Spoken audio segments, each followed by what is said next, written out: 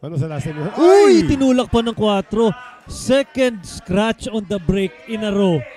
And the rest of the gang, puro mga fans ni Albert Espinola. Billiards fans, maalala si Minnesota Fats. Hindi ko makakalimutan si Minnesota Fats habang naglalaro. One of the most entertaining billiards players of all time. Ay, hindi. Kukunin sa corner. Biyahe, nice. Oh. Uy, may trash talk pa. May mga player na ganun no? Yung dinadaan sa humor, sa trash talk, yung kumpiyansa nila. Na golden break siya. Na golden break siya, upo agad.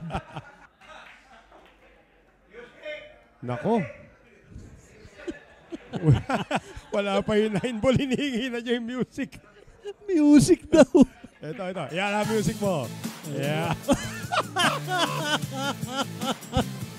Ayan po ang total entertainment package dito po sa SBA.